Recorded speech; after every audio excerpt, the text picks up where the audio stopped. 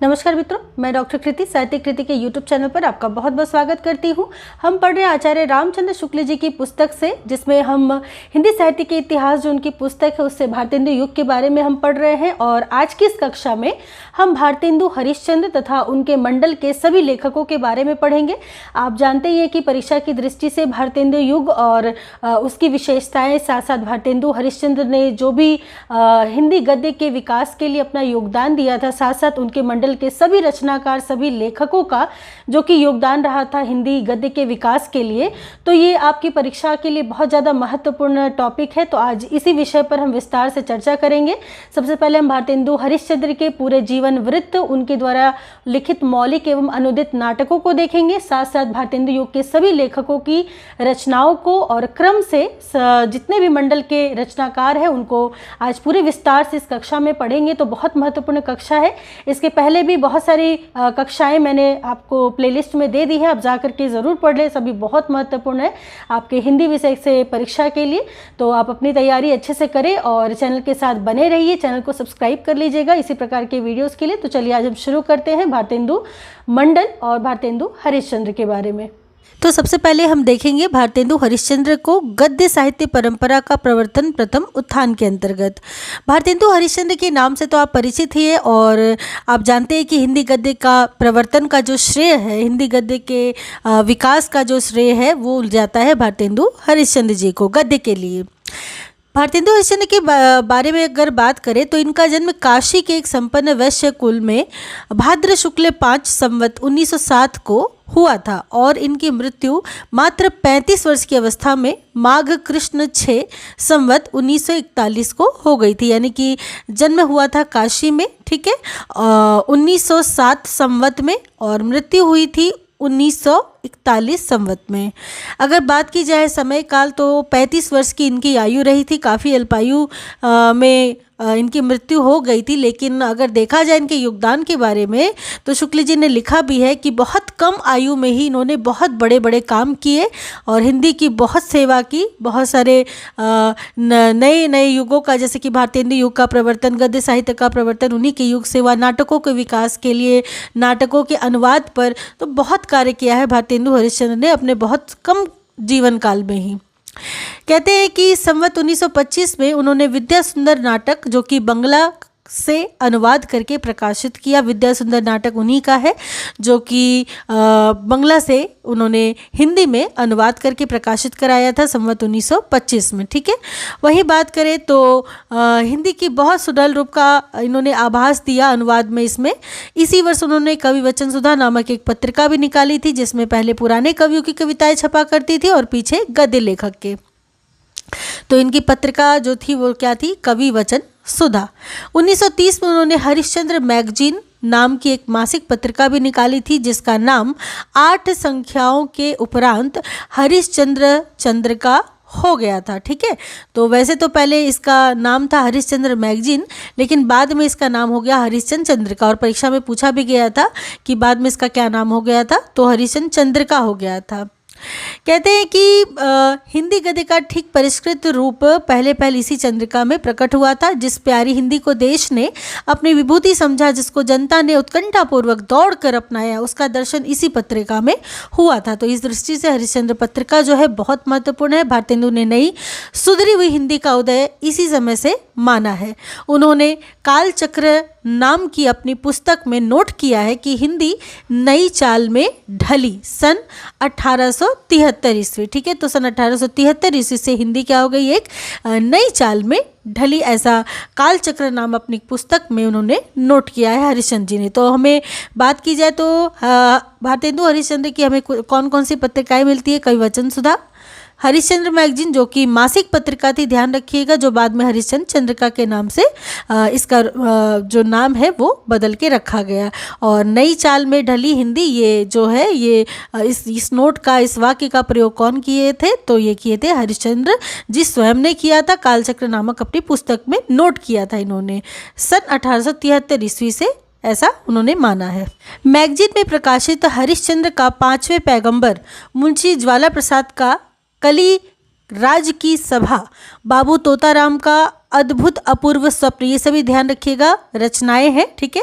हरिश्चंद्र का 5वें पैगंबर, मुंशी ज्वाला प्रसाद का कलिराज की सभा, बाबू तोताराम का अद्भुत अपूर्व स्वप्न, बाबू कार्तिक प्रसाद खत्री जी का रेल का विकट खेल आदि लेख बहुत दिनों तक लोग बड़े चाव से पढ़ते थे। संवत 1931 में भारतेंदु जी ने स्त्री शिक्षा के लिए बाल बोधिनी पत्रिका जो थी इसको निकाली थी। कहीं कहीं ये बाला बोधिनी के नाम से भी देखी जाती है और कई बार परीक्षा में पूछी गई थी कि किससे संबंधित थी, तो स्त्री शिक्षा के लिए भारतेंदु जी ने ये पत्रिका निकाली थी, बाला बोधिनी या बाल बोधिनी। इस प्रकार उन्होंने 3 पत्रिकाएं निकाली थी। इसके पहले ही संवत 1930 में उन्होंने अपना पहला मौलिक नाटक वैदिकी हिंसा हिंसा न भवती, ये किसकी रचना है, भारतेंदु हरिश्चंद्र जी की, जो कि इनका मौलिक नाटक है, खुद का लिखा हुआ नाटक है।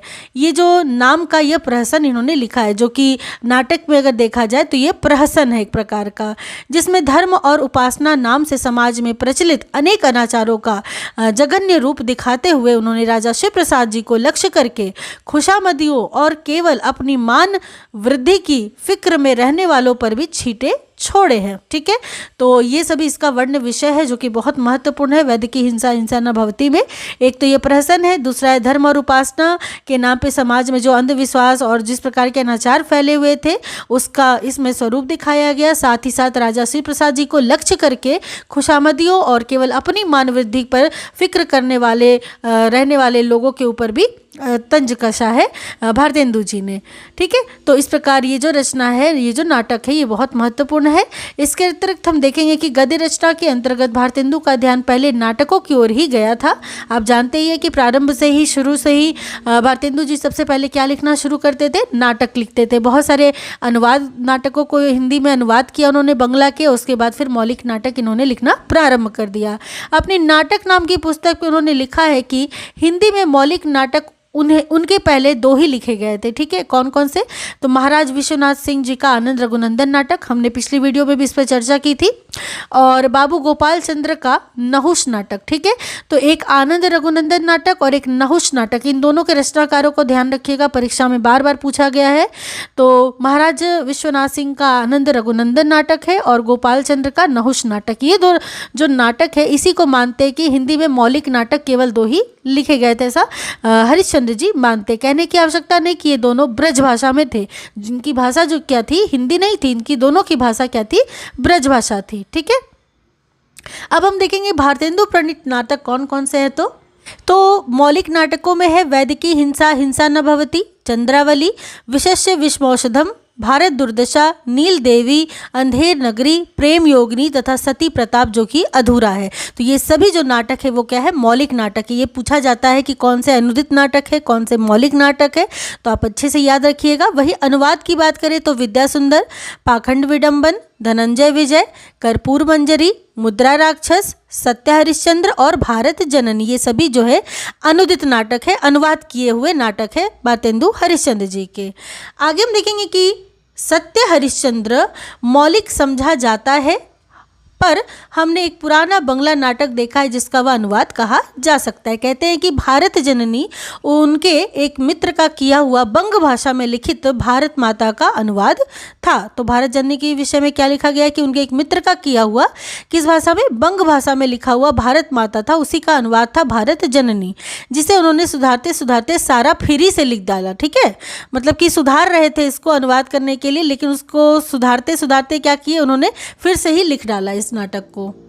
आगे देखिए तो भारतेंदु के नाटकों में सबसे पहले ध्यान इस बात पर जाता है कि उन्होंने सामग्री जीवन के कई क्षेत्रों से ली है, यानी कि भारतेंदु हरिश्चंद्र के जो नाटक थे उनकी जो सामग्री थी वो क्या थी, जीवन के कई क्षेत्रों से, जीवन के अनुभवों से ली गई थी।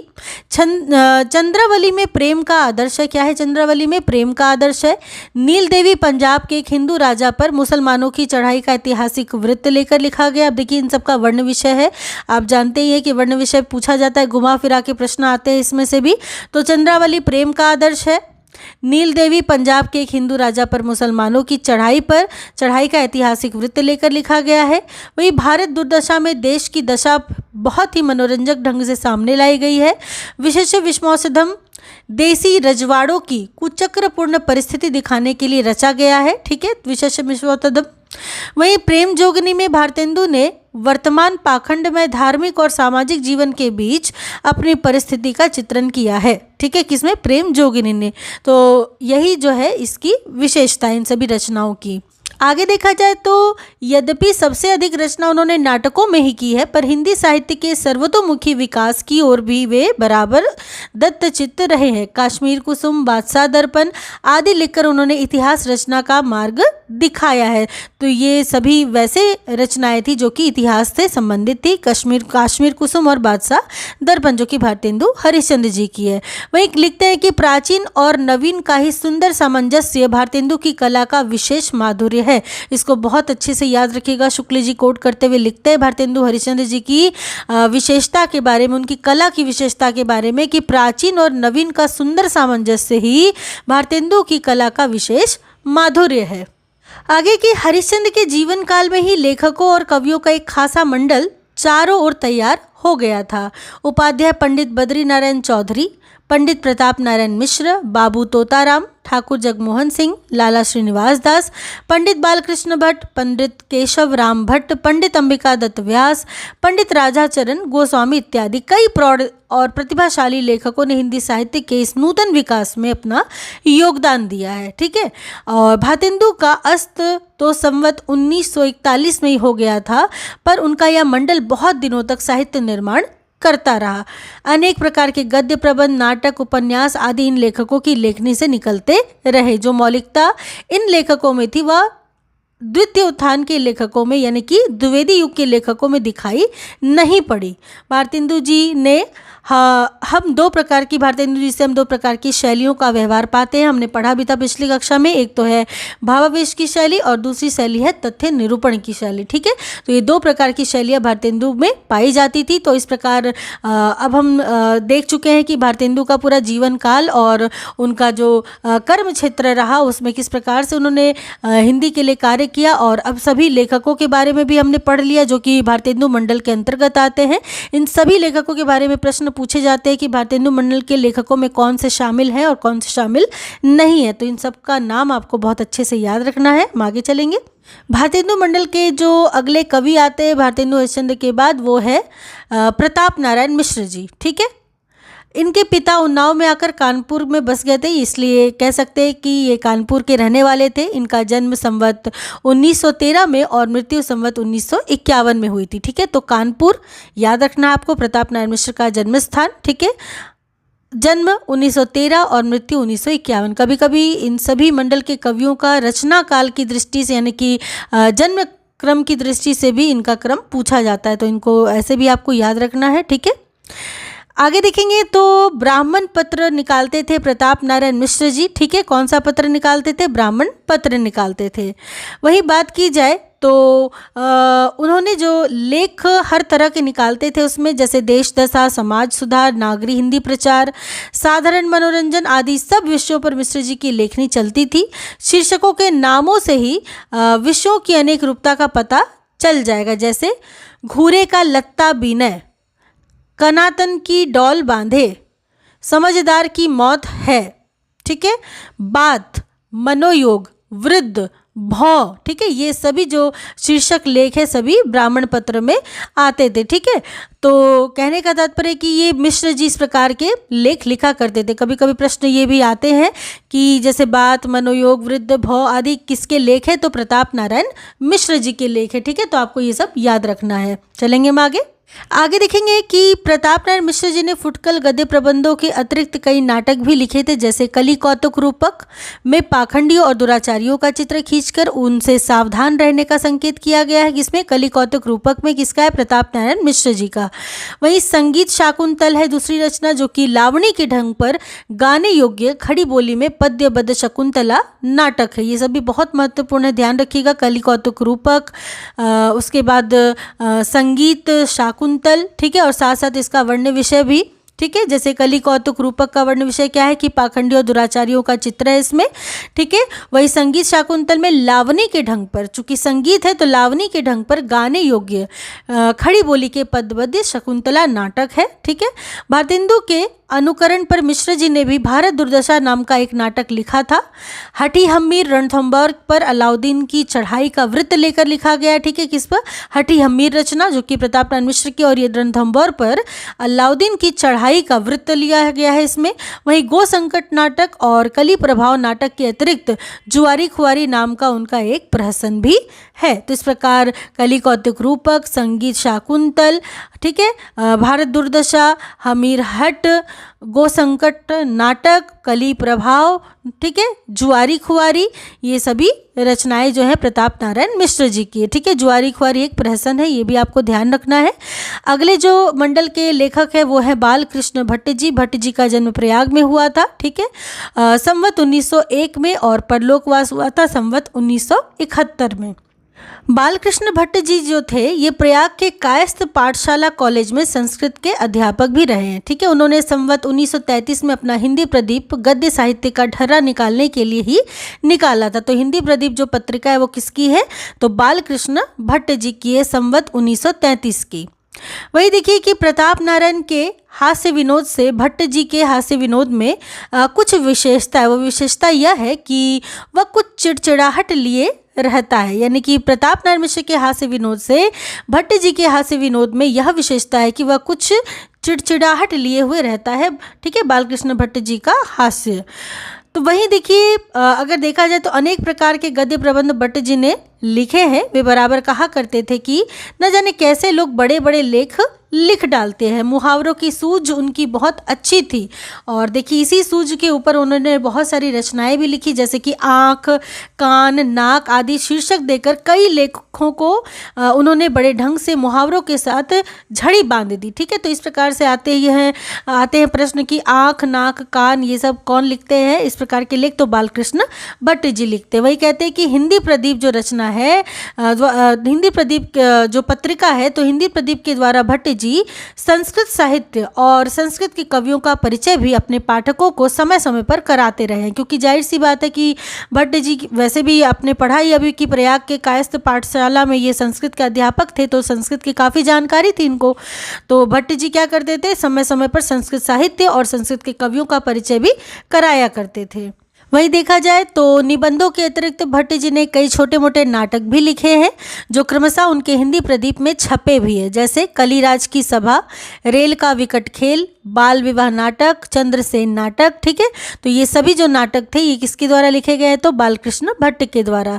उन्होंने माइकल मधुसूदन दत्त के पद्मावती और शर्मिष्ठा नामक बंग भाषा के 2 नाटकों के अनुवाद भी निकाले हैं। ठीक है, तो माइकल मधुसूदन दत्त के पद्मावती का अनुवाद निकाला, इसके साथ साथ शर्मिष्ठा नामक बंग भाषा के 2 नाटकों का अनुवाद भी निकाला था बालकृष्ण भट्ट जी ने। तो देखिए इस प्रकार उनको संस्कृत की जानकारी तो थी ही, बंगला की भी जानकारी थी और साथ साथ हिंदी की भी जानकारी थी। तो बहुत ही विद्वान और महान लेखक थे बालकृष्ण भट्ट जी। आगे देखिए तो संवत 1943 में भट्ट जी ने लाला श्री निवास दास के संयोगिता स्वयंवर, आपको पता ही है कि संयोगिता स्वयंवर किसकी रचना है? लाला श्री निवास दास जी का। तो भट्ट जी ने लाला श्री निवास दास के संयोगिता स्वयंवर नाटक की सच्ची समालोचना भी और पत्रों में उसकी प्रशंसा देखकर की थी। ठीक है, तो इस प्रकार देखिए लाला श्री निवास दास की संयोगिता स्वयंवर नाटक की सच्ची समालोचना के नाम से किसने लेख लिखा था? तो बालकृष्ण भट्ट जी ने लिखा था। ये प्रश्न पूछा जाता है, ध्यान रखिएगा। ठीक है, तो इस प्रकार बालकृष्ण भट्ट की रचनाएं और उनके बारे में जो परिचय था वो सब हमने देखा। अगले लेखक है वो है उपाध्याय पंडित बद्री नारायण चौधरी जी।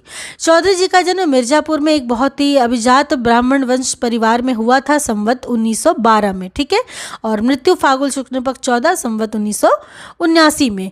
तो जन्म की बात करें तो संवत 1912 और मृत्यु संवत 1979 को हुई थी, और ये मिर्जापुर के जन्म स्थान था इनका, मिर्जापुर बद्रीनारायण चौधरी जी का। ठीक है, बातचीत का ढंग उनका बहुत ही निराला और अनूठा था। कभी कभी बहुत सुंदर वक्रतापूर्ण व्यवहार उनके मुंह से निकलता था। वे भारतेंदु के घनिष्ठ मित्रों में थे और वेश भी उन्हीं की सा रखते थे। मतलब ये इतने प्रभावित थे भारतेंदु हरिश्चंद्र से, और मित्र भी थे भारतेंदु जी के, घनिष्ठ मित्र थे, और वेश भी उन्हीं का सा ये रखते थे बद्रीनारायण चौधरी जी। वहीं बात की जाए आगे तो बड़ी विलक्षण शैली इनकी कही गई है, शुक्ल जी ने कही है कि इनकी शैली जो है क्या है, बड़ी विलक्षण है। पाठक एक एक डेढ़ डेढ़ कॉलम के लंबे वाक्य में उलझा रह जाता था। मतलब इस प्रकार के ये पेचीदे मजमून बांधते थे कि पाठक क्या हो जाता था, एक डेढ़ डेढ़ कॉलम के लंबे वाक्य में उलझा रह जाता था कि क्या बोल रहे हैं, क्या लिख रहे हैं, क्या कहना चाह रहे हैं, मतलब उसको समझने के लिए, ठीक है, बहुत बुद्धि चाहिए होती थी, बहुत समझदारी चाहिए होती थी कि ये क्या लिख रहे हैं, क्या बोलना चाह रहे हैं।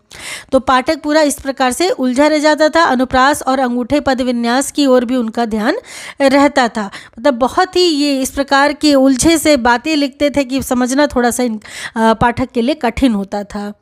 जैसा कि कहा भी गया कि भारतेंदु के ये घनिष्ठ मित्र भी थे, पर लिखने में उनके उतावलेपन की शिकायत अक्सर किया करते थे। वे कहते थे कि बाबू हरिश्चंद्र अपनी उमंग में जो कुछ लिख जाते थे उसे यदि एक बार और देखकर परिमार्जित कर लिया करते तो वह और भी सुडौल और सुंदर हो जाता। ऐसा बद्रीनारायण जी भारतेंदु जी के बारे में लिखते थे, ठीक है। मैंने जब लिखकर, एक बार उन्होंने देखिए मुझसे कांग्रेस के 2 दल हो जाने पर एक नाटक लिखने को कहा। मैंने जब लिख कर दिया तब उसके किसी वाक्य को पढ़कर ये कहने लगे कि इसे यूँ कर दीजिए, कैसा कर दीजिए कि दोनों दलों की दलादली में दलपति का विचार भी दलदल में फंसा रहा। ठीक है, देख सकते हैं किस प्रकार अनुप्रास का प्रयोग कर रहे हैं बार बार कि दोनों दलों की दलादली में दलपति का विचार भी दलदल में फंसा रहा। तो इस प्रकार की शैली का प्रयोग करते थे बालकृष्ण भट्ट जी, ठीक है। आगे अगर देखा जाए तो देखिए चौधरी साहब ने कई नाटक लिखे हैं। कौन कौन से, तो भारत सौभाग्य बड़ा प्रसिद्ध नाटक रहा है बद्रीनारायण जी का। भारत सौभाग्य कांग्रेस के अवसर पर खेले जाने के लिए सन 1888 में लिखा गया था, ठीक है। प्रकाशन वर्ष ध्यान रखिएगा, कभी कभी कई सारे नाटक दे दिए जाते हैं और उनका प्रकाशन क्रम के आधार पर सजाना होता है। तो 1888 की ये रचना है भारत सौभाग्य। ये नाटक बड़ा विलक्षण है, पात्र इतने अधिक और इतने प्रकार के हैं कि अभिनय दुस्साध्य भी समझिए। भाषा भी रंग बिरंगी है, पात्रों के अनुरूप उर्दू, मारवाड़ी, बैसवाड़ी, भोजपुरी, पंजाबी, मराठी, बंगाली सब कुछ मिलेगी इस नाटक में, भारत सौभाग्य में।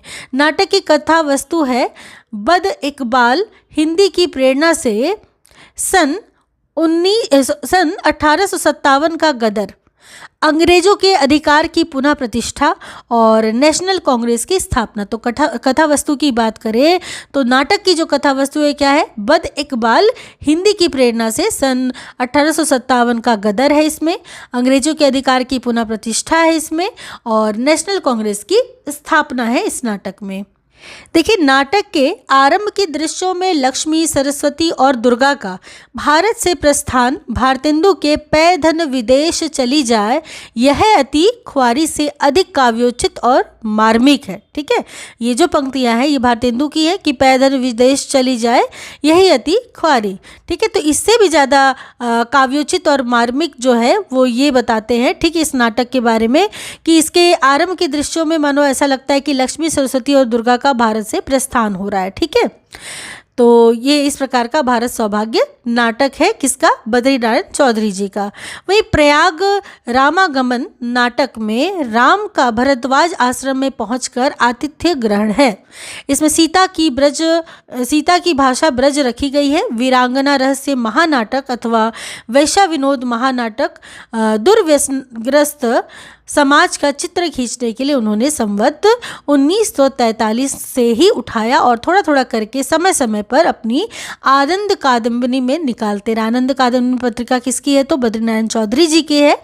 इसी में वीरांगना रहस्य महानाटक है अथवा इसको कह लीजिए वैश्या विनोद महानाटक, इस नाम से भी जाना जाता है और पूछा भी जाता है, और जिसका वर्ण विषय की जो समाज में जो दुर्व्यसनग्रस्त जो समाज है उसका चित्र खींचने के लिए आनंद कादम्बिनी पत्रिका में बीच बीच में चौधरी जी इस प्रकार से लिखा करते थे, ठीक है। तो निकालते रहते थे पर पूरा ना कर सके, ठीक है। तो इनकी कई रचनाएं हमें मिली जैसे प्रयाग रामागमन, वीरांगना रहस्य महानाटक, भारत सौभाग्य, ये सभी जो है बद्रीनारायण चौधरी जी की और इनकी पत्रिका आनंद कादम्बिनी, ठीक है। वहीं आगे देखा जाए तो लोगों के लेख उसमें नहीं के बराबर रहा करते थे, किसमें, आनंद कादम्बिनी पत्रिका में, ठीक है।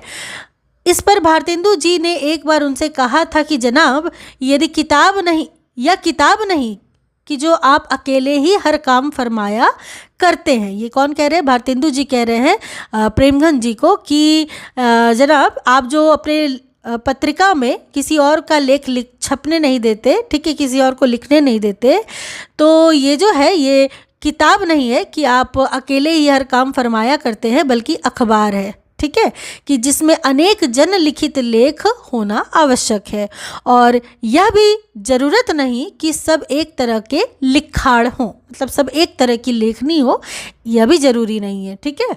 तो ये बात लिख करके देते हैं भारतेंदु जी बद्री जी को। पीछे जो उनका साप्ताहिक पत्र, किनका? बद्रीनारायण चौधरी प्रेमगंज जी का, ठीक है। तो उनका जो साप्ताहिक पत्र नागरी नीरद निकला, उसके शीर्षक भी वर्षा के खासे रूपक हुए, ठीक है, जैसे संपादकीय समती समीर, प्रेरित कला पिक कलरव, हास्य हरितांकुर, वृत्तांत बकुला कावली, काव्यामृत वर्षा, विज्ञान पनवीर बहुटिया, नियम निर्घोष, ठीक है। तो ये सभी क्या हुए? वर्षा के खासे रूपक हुए, जो कि साप्ताहिक पत्र निकाला था एक नागरी नीरद नाम का प्रेमगंज जी ने। उसके समालोचना का सूत्रपात हिंदी में एक प्रकार से भट्ट जी और चौधरी साहब ने ही किया है। यहाँ ध्यान रखने की बात है, शुक्ल जी इस बात को लिख रहे हैं कि समालोचना की बात करें तो इसका सूत्रपात कहाँ से मिलता है हमें? तो हिंदी में एक प्रकार से भट्ट जी यानी कि बालकृष्ण भट्ट जी और बद्रीनारायण चौधरी प्रेमगंज जी से ही मिलता है। इसके उदाहरण स्वरूप जैसे कि बाबू गदाधर सिंह ने बंग विजेता का जो अनुवाद किया था उसकी आलोचना, ठीक है, ये जो अनुवाद किया था बंग विजेता का, उसकी आलोचना आनंद कादम्बरी में 5 पृष्ठों में हुई थी। वहीं लाला श्रीनिवास दास के संयोगिता स्वयंवर की भी बड़ी विस्तृत और कठोर समालोचना चौधरी जी ने कादम्बरी में 21 पृष्ठों में निकाली थी। तो इस प्रकार आलोचना का सूत्रपात तो हो ही जाता है हम भट्ट जी से और प्रेमगंज जी से, चौधरी साहब बद्रीनारायण चौधरी प्रेमगंज जी से हम पाते हैं, ठीक है। तो किस प्रकार आप देख सकते हैं कि आलोचना का भी अब धीरे धीरे विकास हो रहा था और ये संपूर्ण हमने बद्रीनारायण चौधरी प्रेमगंज जी के बारे में पढ़ा, ठीक है। अब हम आगे चलेंगे अगले लेखक की ओर। अगले जो भारतेंदु मंडल के कवि हैं वो है लाला श्रीनिवास दास। इनके पिता लाला मंगली लाल मथुरा के प्रसिद्ध सेठ लक्ष्मीचंद्र के मुनीम क्या मैनेजर थे, जो कि दिल्ली में रहा करते थे, ठीक है। तो पिता थे मंगली लाल जो कि मथुरा में थे, ठीक है। वहाँ पे श्रीनिवास दास का जन्म संवत 1908 और मृत्यु संवत 1944 में हुई थी, ठीक है। तो इनका समय काल देखा जाए तो संवत 1908 से 1944। वही बात की जाए तो भारतेंदु के समसामयिक लेखकों में इनका बड़ा विशेष स्थान रहा है। कई नाटक इन्होंने लिखे हैं। प्रहलाद चरित 21 दृश्यों का एक बड़ा नाटक है, पर उसके संवाद आदि रोचक नहीं है, भाषा भी अच्छी नहीं है, लेकिन प्रहलाद चरित इन्होंने लिखा है, इस बात को आपको ध्यान देना है, जिसमें 11 दृश्य हैं, ठीक है। 11 दृश्यों का एक बड़ा नाटक है लाला श्रीनिवास दास जी का। इनका सबसे महत्वपूर्ण जो नाटक जो परीक्षाओं में पूछा जाता है वो है तप्ता संवरण, ठीक है। तप्ता संवरण नाटक जो है सन 1874 के हरिश्चंद्र मैगजीन में छपा था, ठीक है। और पीछे जाकर के इस रचना को पुस्तकाकार इसका प्रकाशित हुआ था, इस रचना का। इसमें तप्ता और संवरण की पौराणिक प्रेम कथा है। इसका वर्ण विषय क्या है? तप्ता और संवरण की पौराणिक प्रेम कथा है। संवरण ने तप्ता के ध्यान में लीन रहने के कारण गौतम मुनि को प्रणाम नहीं किया। मतलब संवरण जो थे, संवरण ने तप्ता के ध्यान में लीन रहने के कारण, तप्ता के ध्यान में इतने लीन थे कि इन्होंने गौतम मुनि को प्रणाम नहीं किया था। इसी पर उन्होंने शाप दिया कि जिसके ध्यान में तुम मग्न हो वह तुम्हें भूल जाए। फिर सदैव होकर शाप का यह परिहार उन्होंने बताया कि अंग स्पर्श होते ही उसे तुम्हारा स्मरण हो जाएगा, ठीक है। तो इस प्रकार तप्ता संवरण की कथा थी और बहुत महत्वपूर्ण ये नाटक है, बहुत बार परीक्षा में पूछी गई है, तो ध्यान रखिएगा। लाला जी के रणधीर और प्रेम मोहिनी नाटक की उस समय अधिक चर्चा हुई थी। तो एक और नाटक जो था इनका रणधीर और प्रेम मोहिनी, ठीक है। तो रणधीर प्रेम मोहिनी जो नाटक था इसकी भी बड़ी चर्चा हुई थी, ठीक। कथा वस्तु की बात की जाए तो यह स्पष्ट जान पड़ता है कि ये जो नाटक है उन्होंने अंग्रेजी नाटकों के ढंग पर ही लिखा है। रणधीर और प्रेम मोहिनी नाम ही रोमियो एंड जूलियट की ओर ध्यान ले जाता है। कथा वस्तु भी इसकी सामान्य प्रथा अनुसार पौराणिक या ऐतिहासिक नहीं होकर के कल्पित है, पर यह वस्तु कल्पना मध्य युग के राजकुमार राजकुमारियों के क्षेत्र के भीतर ही हुई, यानी कि पाटन का राजकुमार और सूरत की राजकुमारी पर यह कथा वर्णित है। ठीक है, कहाँ का? पाटन का राजकुमार और सूरत की राजकुमारी। ठीक है, रणधीर प्रेम मोहिनी, इसी पर पूरी तरीके से कथा कही गई है। वैसे देखा जाए तो लाला जी का संयोगिता स्वयंवर नाटक सबसे पीछे का है। तो एक और जो नाटक हमें मिलता है वो है संयोगिता स्वयंवर, और आप जानते ही हैं कि यह पृथ्वीराज द्वारा संयोगिता हरण पर आधारित है। ठीक है, तो संयोगिता हरण का प्रचलित प्रवाद लेकर के लिखा गया है संयोगिता स्वयंवर। विशेषकर देखा जाए तो लाला श्रीनिवास दास जी ने परीक्षा गुरु नाम का एक शिक्षाप्रद उपन्यास भी लिखा है, जो कि बहुत महत्वपूर्ण है। लाला श्रीनिवास दास का परीक्षा गुरु उपन्यास आप जानते ही हैं। ठीक है, तो इस प्रकार लाला श्रीनिवास दास जी के नाटक और उपन्यास के बारे में यहाँ पे शुक्ल जी ने बताया। चलेंगे हम अपने अगले लेखक की ओर। अगले जो लेखक है वो है ठाकुर जगमोहन सिंह। ठाकुर जगमोहन सिंह की बात करें तो भारतेंदु जी के मित्रों में कई बातों में उन्हीं की सी तबीयत रखने वाले विजय राघवगढ़, यानी कि मध्य प्रदेश में जो है, ठीक है, विजय राघवगढ़ मध्य प्रदेश के राजकुमार ठाकुर जगमोहन सिंह जी थे। तो ये राजकुमार थे। ठीक है, ठाकुर जगमोहन सिंह जी क्या थे? राजकुमार थे। मध्य प्रदेश के स्थान है विजय राघवगढ़। तो इनका जन्म श्रावण शुक्ल 14 संवत 1914 को और मृत्यु संवत 1956 यानी कि मार्च सन 1899 को हुई थी ठाकुर जगमोहन सिंह की। ये संस्कृत साहित्य और अंग्रेजी के बहुत अच्छे जानकार थे और हिंदी में भी एक प्रेम प्रतीक कवि के रूप में माधुर्यपूर्ण लेख ये लिखा करते थे। अगर बात की जाए जैसे कि सच्ची परख, ठीक है, जैसी सच्ची अनुभूति उनमें थी वैसी उस काल के किसी हिंदी कवि या लेखक में नहीं पाई जाती थी। अपने हृदय पर अंकित भारतीय ग्राम्य जीवन के माधुर्य का जो संस्कार ठाकुर साहब ने अपने श्यामा स्वप्न, अब देखिए श्यामा स्वप्न जो है बहुत महत्वपूर्ण रचना है ठाकुर जगमोहन सिंह की, और ये पूरी तरीके से भारतीय ग्राम्य जीवन पर आधारित है। ठीक है, तो इसी में ठाकुर साहब जी ने माधुर्य जो रूप है भारतीय ग्राम्य जीवन का, उस संस्कार का, वो ठाकुर साहब ने अपने श्यामा स्वप्न में व्यक्त किया है। ठीक है, उसकी सरसता बहुत ही निराली है।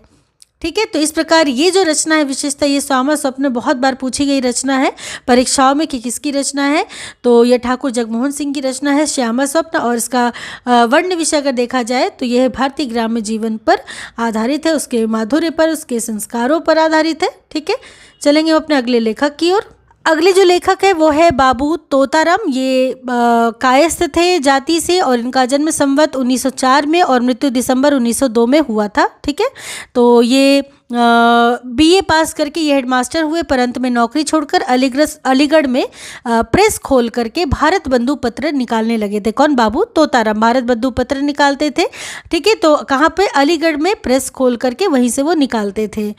बात की जाए तो इन्होंने भाषा संवर्धनी नाम की एक सभा की स्थापना की थी। किसने? बाबू तोताराम ने भाषा संवर्धनी सभा, जिसके कारण ये काफ़ी प्रसिद्ध हुए थे। ठीक है, तो इनके बारे में विशेष रूप से यही उल्लेखनीय है। अगले जो हमारे लेखक हैं भारतेंदु मंडल के, वो है पंडित राधाचरण गोस्वामी जी।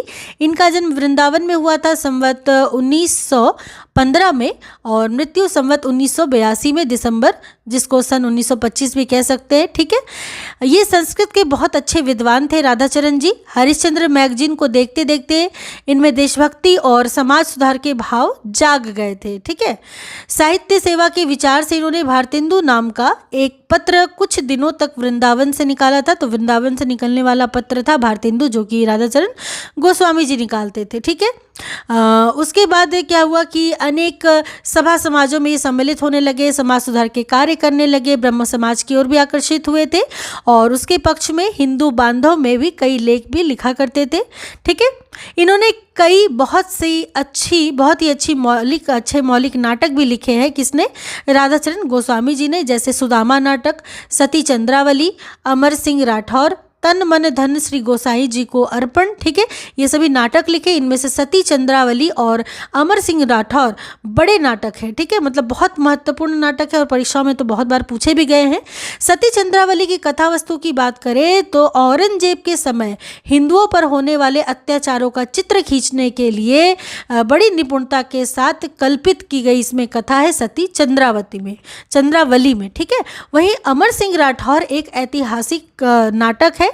ठीक है, तो इस प्रकार जो नाटकों की रचना की थी वो की थी राधाचरण गोस्वामी जी ने। ठीक है, ये सभी इनके मौलिक नाटक है, ध्यान रखिएगा। सुदामा नाटक, सती चंद्रावली, अमर सिंह राठौर, तन मन धन गोसाई जी को अर्पण। ठीक है, तो ये सभी नाटक है राधाचरण गोस्वामी जी के। तो चलेंगे अपने अगले लेखक की ओर। अगले जो लेखक है पंडित अंबिका दत्त व्यास जी। व्यास जी का जन्म संवत 1915 में और मृत्यु संवत 1957 में हुई थी। ठीक है, ये बहुत ही संस्कृत के प्रतिभाशाली विद्वान थे, हिंदी के अच्छे कवि और सनातन धर्म के बड़े उत्साही उपदेशक थे।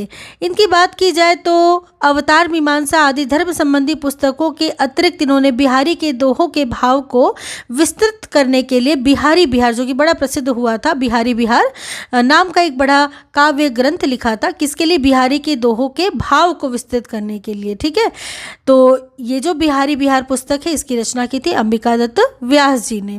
ठीक है, गद्य रचना का भी विवेचन इन्होंने अच्छा किया है। ठीक है, पुरानी चाल की कविता के अतिरिक्त इन्होंने गद्य काव्य मीमांसा आदि अधिक गद्य की पुस्तकें भी लिखी हैं। ठीक है, तो इस प्रकार अंबिका दत्त व्यास जी के बारे में एक बात और है कि इन्होंने गोसंकट नाटक लिखा, जिसमें हिंदुओं के बीच असंतोष फैलने पर अकबर द्वारा गोवध बंद किए जाने की कथा वस्तु रखी गई है। ठीक है, तो ये ध्यान रखिएगा। और एक नाटक और भी इनका ब्रज भाषा में, देखिए ब्रज भाषा की की कविता जो थी वो बाल्यावस्था से ही ब्रज भाषा की कविता ये किया करते थे अंबिका दत्त व्यास जी, जिसमें बहुत ही शीघ्र रचना करने का इन्होंने अभ्यास हुआ, रचना करने का। और कृष्ण लीला को लेकर के इन्होंने ब्रज भाषा में एक ललिता नाटिका भी लिखी थी। किसने लिखी थी? अंबिका दत्त व्यास जी ने, ब्रज भाषा में। वही भारतेंदु के कहने से इन्होंने गोसंकट नाटक लिखा था। तो गोसंकट नाटक किसका है? अंबिका दत्त व्यास जी का है। और इसका वर्ण विषय अभी हमने देखा क्या था कि हिंदुओं के बीच असंतोष फैलने पर अकबर द्वारा गोवध बंद किए जाने की कथा वस्तु इसमें रखी गई है। अगले लेखक है राधा कृष्ण दास जी। ये भारतेंदु हरिश्चंद्र के फुफेरे भाई थे। तो इस प्रकार से भी प्रश्न पूछा जाता है कि भारतेंदु मंडल में भारतेंदु हरिश्चंद्र के फुफेरे भाई कौन थे? तो राधा कृष्ण दास जी थे। इनका जन्म संवत 1922 और मृत्यु संवत 1964 में हुई थी। इन्होंने भारतेंदु का अधूरा छोड़ा हुआ नाटक सती प्रताप को पूरा किया था। तो राधाचंद्र दास जी जो थे उन्होंने भारतेंदु का अधूरा छोड़ा हुआ नाटक सती प्रताप जो था उसको पूरा किया था। तो ये प्रश्न बनता है कि किसने पूरा किया? तो राधा कृष्ण दास जी ने इसे पूरा किया था। इन्होंने पहले दुखिनी बाला नाम का एक छोटा सा रूपक लिखा था जो हरिश्चंद्र चंद्रिका और मोहन चंद्रिका में प्रकाशित हुई थी। इसमें जन्मपत्री मिलान, अब देखिए दुखिनी बाला में क्या था? तो जन्मपत्री मिलान, बाल विवाह, अपव्यय आदि कुरीतियों का दुष्परिणाम दिखाया गया है। इनका दूसरा नाटक है महारानी पद्मावती अथवा मेवाड़ कमलिनी, जिसकी रचना चित्तौड़ पर अलाउद्दीन की चढ़ाई के समय की पद्मिनी वाली घटना को लेकर के लिखी हुई है। ठीक है, इनका सबसे उत्कृष्ट और बड़ा नाटक है महाराणा प्रताप या राजस्थान केसरी। तो इस प्रकार हमें कई नाटक मिलते हैं, जैसे कि दुखिनी बाला, और सती प्रताप को तो पूरा किया ही किया, साथ साथ दुखिनी बाला। ठीक है, जिसमें जन्मपत्री मिलान, बाल विवाह, अपव्यय आदि कुरीतियों पर लिखा गया है। दूसरा नाटक है महारानी पद्मावती अथवा मेवाड़ कमलिनी, जिसको लिखा गया है चित्तौड़ पर जब अलाउद्दीन ने चढ़ाई की थी और उस समय जब पद्मिनी वाली घटना हुई थी उसको लेकर के लिखा गया। लेकिन इनका सबसे उत्कृष्ट और बड़ा नाटक है महाराणा प्रताप, जो कि राजस्थान केसरी के नाम से जाना जाता है। ठीक है, ये नाटक बहुत लोकप्रिय हुआ था, इसका अभिनय कई बार कई जगह पे हुआ था। नाटकों के अतिरिक्त इन्होंने निस्सहाय हिंदू, आप जानते ही हैं, बड़ा महत्वपूर्ण उपन्यास है निस्सहाय हिंदू। एक छोटा सा उपन्यास है, ठीक है, लेकिन बहुत ज़्यादा महत्वपूर्ण है निस्सहाय हिंदू। ठीक है, अनुवाद में भी इन्होंने, उपन्यासों के अनुवाद में भी कई काम किए थे, जैसे स्वर्णलता, मरता क्या न करता, इस प्रकार के उपन्यास का अनुवाद इन्होंने किया था। लेकिन उपन्यासों में विशेषकर निस्सहाय हिंदू नाम का छोटा सा उपन्यास इन्होंने राधा कृष्ण दास जी ने, जो कि बहुत प्रसिद्ध हुआ था। और इसके अतिरिक्त नाटकों तो आपने देखा ही। अब इन सभी लेखकों के बाद, यानी कि भारतेंदु हरिश्चंद्र और उनके मंडल के सभी लेखकों के हिंदी के प्रति कार्य करने के बाद कुछ प्रचार कार्य जो किए गए थे, इस पर हम चर्चा करेंगे, जो कि शुक्ल जी ने लिखे हैं। तो शुक्ल जी लिखते हैं कि भारतेंदु के समय में अदालतों की जो भाषा थी वो बहुत पहले से ही उर्दू चली आ रही थी। इससे अधिकतर बालकों को अंग्रेजी के साथ या अकेले उर्दू की शिक्षा दी जाती थी। शिक्षा का उद्देश्य अधिकतर सरकारी नौकरियों के योग्य बनाना ही समझा जाता रहा है, जो कि आज भी देखिए बहुत सारी शिक्षा व्यवस्था इसी आधार पर काम करती कि केवल नौकरी बालक पा जाए, उसके सर्वांगीण विकास पर कम ध्यान दिया जाता है, जो कि अब धीरे धीरे इस पर काम किया जा रहा है। यानी कि बालकों के अब सर्वांगीण विकास पर ध्यान दिया जा रहा है। केवल कह सकते हैं कि केवल शिक्षा सरकारी नौकरियों के आधार पर नहीं दी जा रही है अब। तो इससे चारों ओर उस समय क्या होता था, सरकारी नौकरियों के लिए योग्य बनाना था तो चारों ओर उर्दू पढ़े लिखे लोग ही नजर आते थे, क्योंकि भाई अगर सरकारी नौकरी में जाना है तो उस समय उर्दू चाहिए था, उर्दू सीखना ही होगा। तो चारों ओर क्या सुनाई देता था, उर्दू ही पढ़े लिखे लोग सुनाई देते थे। इससे भारतेंदु हरिश्चंद्र के लिए बड़ी समस्या पैदा हो गई हिंदी के प्रचार प्रसार के लिए, कि एक बड़ा उद्योग था भारतेंदु जी के लिए कि किस प्रकार नागरी अक्षरों की उपयोगिता को समझाया जाए। तो वे बराबर इसके लिए उद्योग किया करते थे, कभी व्याख्यान देते थे, कभी कुछ और करते थे, ऐसे करके वे कभी पैम्फलेट भी तैयार करते थे। वहीं देखिए हिंदी प्रचार के लिए वे बलिया में एक बार बड़ी भारी सभा उन्होंने की थी, जिसमें भारतेंदु का बड़ा मार्मिक व्याख्यान हुआ था। और ये बहुत चर्चित भी है कि जहाँ जाते अपना यह मूल मंत्र अवश्य वे सुनाते थे कि निज भाषा उन्नति है सब उन्नति को मूल, बिनु निज भाषा ज्ञान के मिटत न हिय को सूल। तो ये जो मंत्र था, मूल मंत्र था, ये भारतेंदु जी हर जगह सुनाया करते थे और लोगों को उनकी अपनी भाषा की ओर ध्यान देने और अवगत कराने के लिए प्रयास किया करते थे। इसी प्रकार पंडित प्रताप नारायण मिश्र जी भी हिंदी हिंदू हिंदुस्तान का राग अलापते फिरते थे। तो ये जो कह सकते हैं कि ये जो एक नारा है हिंदी हिंदू हिंदुस्तान, ये कौन इसका प्रयोग करते थे, तो पंडित प्रताप नारायण मिश्र जी। वही देखिए कई स्थानों पर हिंदी प्रचार के लिए सभाएं भी स्थापित हुई थी। बाबू तोताराम द्वारा स्थापित अलीगढ़ की भाषा संवर्धनी सभा का उल्लेख तो पहले हम कर ही चुके हैं। ठीक है, इसके अतिरिक्त देखिए यहाँ पे सरकार एक ऐसी ही एक सभा 1884 में हिंदी उद्धारिणी प्रतिनिधि मध्य सभा के नाम से प्रयाग में भी प्रतिष्ठित हुई थी। सरकारी दफ्तरों में नागरिक के प्रवेश के लिए, सरकारी दफ्तरों में चूंकि उर्दू था या फिर अंग्रेजी थी, तो वहाँ पे नागरिक के प्रवेश के लिए बाबू हरिश्चंद्र जी ने कई बार उद्योग किया था। ठीक है, सफलता ना भी प्राप्त हुई फिर भी ये उद्योग बराबर चलता रहा था। भारतेंदु के अस्त होने के उपरांत जो जो हिंदी गद्य साहित्य की वृद्धि होती गई त्यों त्यों प्रचार की आवश्यकता भी अधिक दिखाई पड़ती गई। चूंकि अदालती भाषा उर्दू थी तो उर्दू होने के कारण नव शिक्षितों की अधिक संख्या जो थी उर्दू पढ़ने वालों में थी, जिससे हिंदी पुस्तकों के प्रकाशन का उत्साह बढ़ने ही नहीं पाता था। इस साहित्य के संकट के अतिरिक्त नागरिक का प्रवेश भी सरकारी दफ्तरों में न होने से जनता का घोर संकट भी सामने था। अतः संवत 1950 में कई उत्साही छात्रों के उद्योग से, जिनमें बाबू श्याम सुंदर दास, पंडित रामनारायण मिश्र और ठाकुर शिव कुमार सिंह मुख्य थे, ये काशी नागरी प्रचारणी सभा की स्थापना हुई, जो कि बहुत प्रसिद्ध है ये सभा, काशी नागरी प्रचारणी सभा। सच पूछिए तो इस सभा की सारी समृद्धि और कीर्ति बाबू श्याम सुंदर दास जी के त्याग और सतत परिश्रम का ही फल है। ठीक है, वहीं देखिए कि इसके प्रथम सभापति भारतेंदु के फुफेरे भाई बाबू राधा कृष्ण दास जी हुए थे। तो इसके प्रथम सभापति कौन हुए थे, तो भारतेंदु के फुफेरे भाई बाबू राधा कृष्ण दास जी हुए थे काशी नागरी प्रचारणी सभा के सभापति। इस सभा के दो उद्देश्य हुए थे, एक तो नागरी अक्षरों का प्रचार और दूसरा हिंदी साहित्य की समृद्धि। तो इस प्रकार के कथन और संदर्भ के प्रश्नों में पूछा जाता है कि उद्देश्य क्या था, इनमें से कौन सा था कौन सा नहीं था। तो ध्यान दीजिएगा कि दो मुख्य उद्देश्य थे, एक तो नागरी अक्षरों का अधिक से अधिक प्रचार हो और दूसरा हिंदी साहित्य की समृद्धि हो, यानी कि समृद्ध हो हिंदी का साहित्य। तो दो बातों पर बहुत ध्यान दिया गया था। कहते कि बाबू हरिश्चंद्र बहुत प्रकार से नागरी के लिए, हिंदी के लिए कार्य कर रहे थे और व्याख्यान तो वो देते ही थे, लेकिन साथ ही साथ सत्य हरिश्चंद्र, अंधेर नगरी और देवाक्षर चरित्र के अभिनय भी हुए थे उनके। ठीक है, देवाक्षर चरित्र जो था वो पंडित रवि दत्त शुक्ल के द्वारा लिखा हुआ था। किसके द्वारा? देवाक्षर चरित्र लिखा था तो रवि दत्त शुक्ल के द्वारा लिखा हुआ था, जो कि एक प्रहसन था। क्या था? प्रहसन था, जिसमें उर्दू लिपि की गड़बड़ी के बड़े ही विनोदपूर्ण दृश्य दिखाए गए थे। ठीक है, नाटक के माध्यम से। तो इस प्रकार जनसाधारण में हिंदी के महत्व को स्थापित करने का निरंतर प्रयास ये सभी कर रहे थे।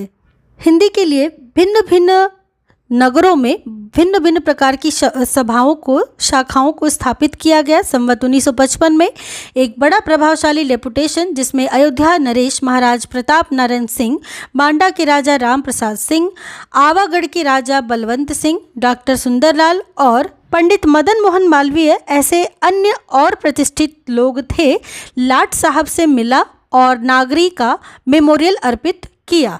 यानी कि उक्त मेमोरियल की सफलता के लिए कितना भाषण उद्योग प्रांत भर में किया गया था, ये बहुत लोगों को स्मरण होगा। मतलब कि ये सभी जो लोग थे हिंदी के लिए बार बार लगातार उद्योग कर रहे थे, ठीक है, ताकि हिंदी का विकास जनता के बीच में हो पाए। कहते हैं कि देश पूज्य श्रीमान पंडित मदन मोहन मालवीय जी थे, उन्होंने ये जो थे आंदोलन के प्रधान नायक थे ये, ठीक है। कौन थे? देश पूज्य श्रीमान पंडित मदन मोहन मालवीय जी, जो कि इस आंदोलन के प्रथम और प्रधान नायक थे, ठीक है, मदन मोहन मालवीय जी। कौन से? ये जो उद्योग चला था, ठीक है, इस मेमोरियल का, कि जगह जगह पर डेपुटेशन यानी कि शाखाओं को, डेपुटेशन को एक प्रभावशाली रूप देना था, ठीक है। तो इसके लिए प्रधान जो नायक थे वो हमारे पंडित मदन मोहन मालवीय जी ही थे। उन्होंने अदालती लिपि और प्राइमरी शिक्षा नाम की एक बड़ी अंग्रेजी पुस्तक, जिसमें नागरिक को दूर रखने के दुष्परिणामों की बड़ी विस्तृत और अनुसंधानपूर्ण मीमांसा थी, लिखकर प्रकाशित की, ठीक है। अदालती लिपि और प्राइमरी शिक्षा नाम से, ठीक है, बहुत बड़ी अंग्रेजी की पुस्तक लिखी इन्होंने, जिसमें नागरिक को दूर रखने के दुष्परिणाम के बारे में बताया, और ठीक है, बड़ी विस्तृत और अनुसंधानपूर्ण, ऐसा नहीं है कि बिना किसी तर्क के, अनुसंधानपूर्ण मीमांसा थी इसमें, जिसको लिखकर मालवीय जी ने प्रकाशित कराया। कहते हैं कि हिंदी के पुराने कवियों का कुछ इतिवृत्त संग्रह पहल संवत 1896 में गारसा दत्तासी ने अपने हिंदुस्तानी साहित्य का इतिहास में किया था। फिर संवत 1940 में ठाकुर शिव प्रसाद सेंगर ने अपने शिव सिंह सरोज में किया था। उसके पीछे प्रसिद्ध भाषा वक्ता डॉक्टर और अब सर जॉर्ज ग्रियर्सन ने संवत 1946 में modern vernacular literature of northern Hindustan प्रकाशित किया।